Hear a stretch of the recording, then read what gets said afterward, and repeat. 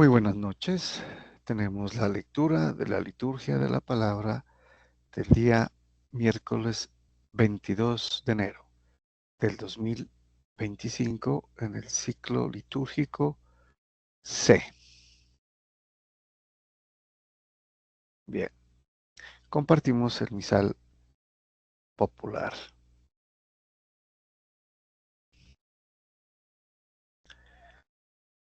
Muy bien, tenemos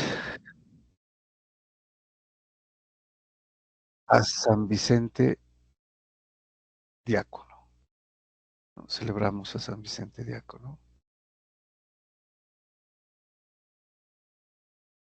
Sí, bueno, un santo español, diácono y mártir del siglo III.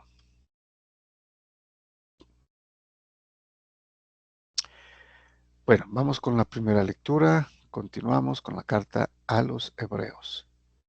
Tenemos el capítulo 7, versículos del 1 al 3 y del 15 al 17.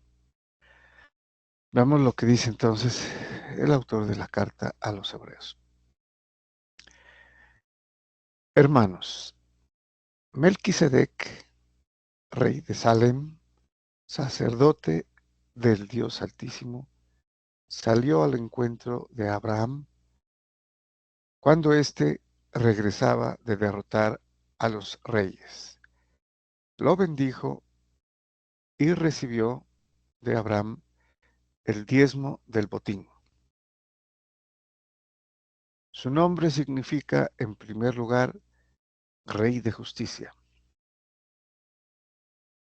y después Rey de Salem, es decir, Rey de Paz. Bueno, esto lo habíamos mencionado, ¿no?, en la anterior lectura. Entonces tenemos Melquisedec es Rey de justicia, ¿no? Melec, Sadoc o Sedec, Melquisedec. Pero es Rey también de Salem, ¿no? Rey, es un rey.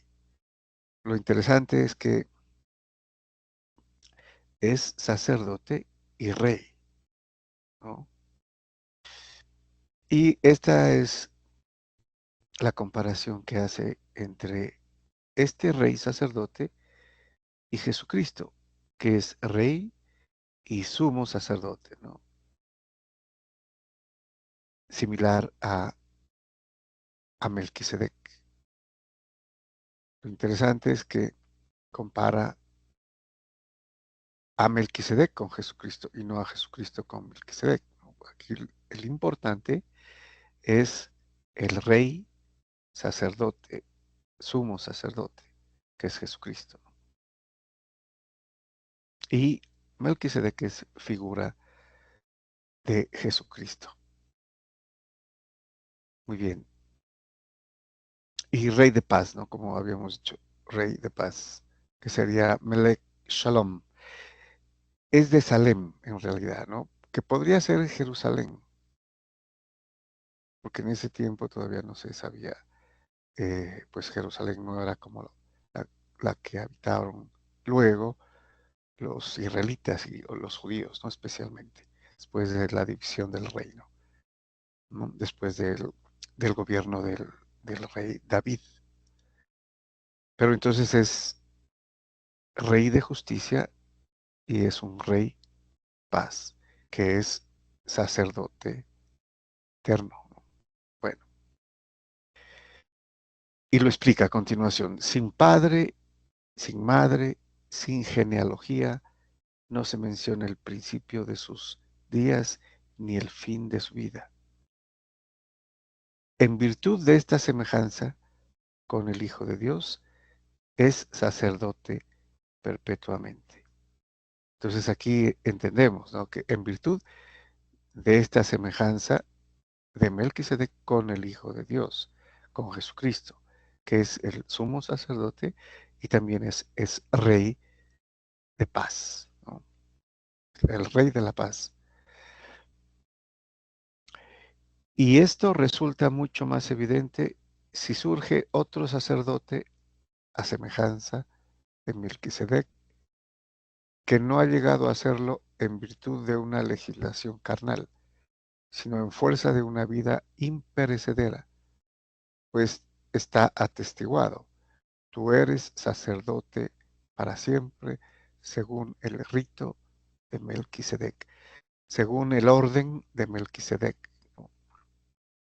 Sabemos que hay tres órdenes: el orden episcopal o del obispo, el orden sacerdotal, ¿no? O de los presbíteros, y el orden eh, diaconal, digamos, de los diáconos. Entonces, el orden es una estructura organizacional, ¿no?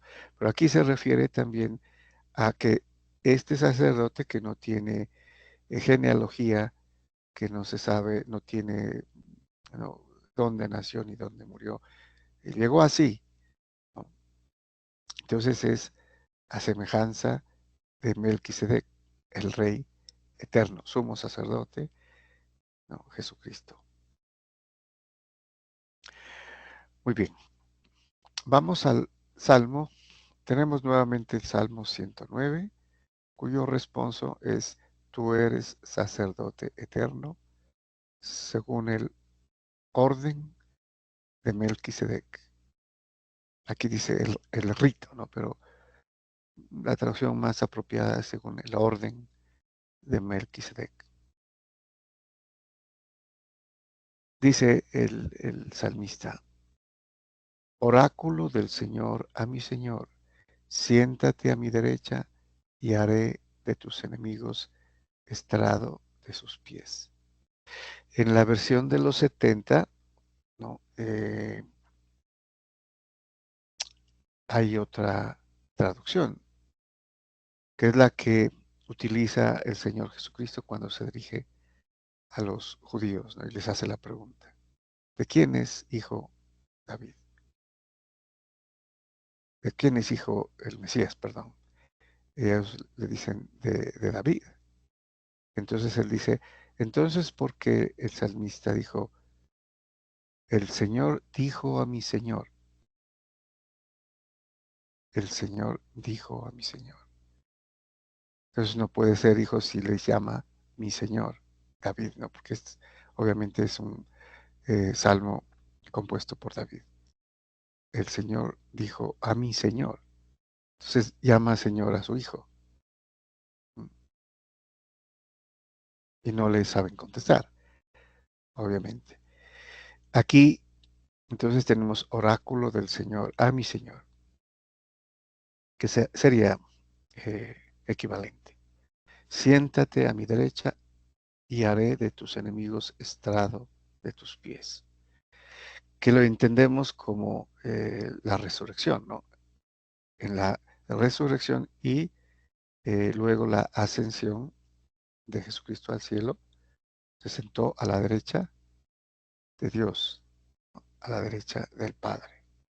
Entonces aquí tenemos eh, este salmo en estos versículos del Antiguo Testamento, ya con referencia al, a la resurrección y a la ascensión de Jesucristo, ¿no?, a la derecha del Padre. Bueno, desde Sión extenderá el Señor el poder de tu cetro. Somete en la batalla a tus enemigos. Bueno, esa es la referencia: haré de tus enemigos estrado de tus pies, ¿no? Porque en el tiempo antiguo de los reyes, cuando un rey eh, ganaba una batalla, ¿no?, un gesto o un símbolo de sumisión era poner los pies sobre la espalda del vencido, o sea, de los vencidos, ¿no? El vencedor hacía esto. Entonces, es una, una analogía, ¿no? Pondré a tus enemigos como estrado de tus pies. O sea, vencerá a los enemigos. Aquí podemos entenderlo también como al demonio, al diablo, a Satanás, al pecado.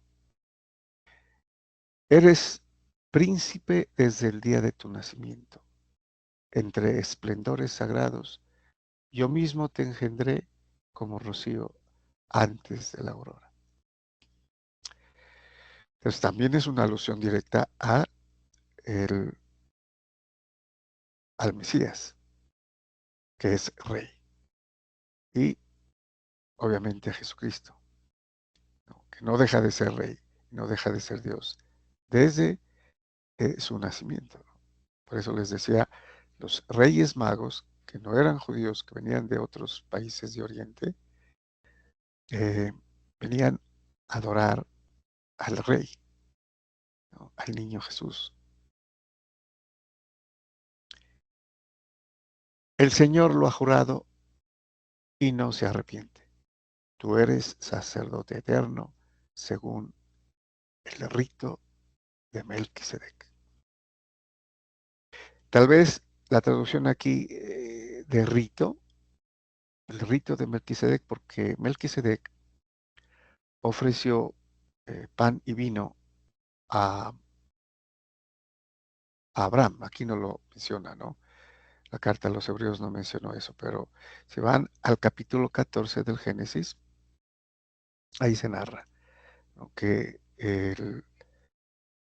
Melquisedec, el rey de Salem, ¿no? Ofrece, pues obviamente, sacerdote, por eso es sacerdote, y ese rey ofrece como sacrificio, como oblación a Abraham por la victoria, pan y vino. O sea, una excelente eh, imagen de la Eucaristía, ¿no? En su inicio, digamos, una imagen incipiente de lo que será luego eh, la Eucaristía, ¿no? Ofrecida por el sumo sacerdote, el verdadero sumo sacerdote, ¿no? Que se ofrece y ofrece a sí mismo con todos nosotros, ¿no? Como parte de su cuerpo. Muy bien, vamos al Evangelio. Tenemos el Evangelio. Continuamos con San Marcos, capítulo 3, versículos del 1 al 6. Nos dice San Marcos: en aquel tiempo Jesús entró otra vez en la sinagoga, y había allí un hombre que tenía una mano paralizada. Lo estaban observando para ver si curaba en sábado y acusarlo. Entonces le dice al hombre que tenía la mano paralizada: levántate y ponte ahí en medio. Y a ellos les pregunta: ¿a quiénes? A los escribas, no, a los que estaban allí presentes, como en la ocasión anterior. ¿Qué está permitido en sábado? ¿Hacer lo bueno o lo malo? ¿Salvarle la vida a un hombre o dejarlo morir? Ellos callaban, echando en torno una mirada de ira, y dolido por la dureza de su corazón, dice al hombre: extiende la mano. La extendió y su mano quedó restablecida. En cuanto salieron los fariseos, se confabularon con los herodianos para acabar con él. Bueno, estaban allí dos grupos, ¿no? Los fariseos, los escribas y fariseos, y también habían herodianos que no eran amigos, ¿no? Porque los fariseos eran judíos de la élite sacerdotal religiosa, ¿no? Pero los herodianos eran eh, más del orden civil, ¿no? De Herodes Antipas, que trabajaba para Roma. Entonces por eso eran enemigos. Sin embargo, aquí se confabularon con los herodianos para acabar con él. Tenían un enemigo en común y por eso se unían. Y es interesante volver un poquito acá porque creo que lo habíamos visto también en la lectura anterior, del día anterior, cuando él les pregunta, ¿no? Para desestimar lo que ellos habían hecho con el sábado, que era el sábado para el hombre y no el hombre para el sábado. Entonces les pregunta, ¿qué está permitido en sábado? ¿Hacer lo bueno o lo malo? Entonces ellos en su rigorismo de la ley habían hecho un absurdo, ¿no? De que no podían hacer ni siquiera el bien en sábado, cuando el Dios de la misericordia precisamente les pedía que hagan lo bueno y no lo malo. Y aquí ellos no le saben contestar. Y Jesucristo hace lo bueno, ¿no? Cura al que tenía la mano paralizada. Hizo el bien. ¿Y ellos qué hacen? Se confabulan para matarlo. Por eso entendemos aquí un término que es un poquito extraño, ¿no? Y les dice que los mira con ira, pero podría ser también con tristeza, ¿no? Entonces, echando en torno una mirada de tristeza y dolido por la dureza de su corazón, porque no entendían, no se abrían a la verdad y a las evidencias, ¿no? Que les presentaba. Muy bien, muchas gracias y bendiciones.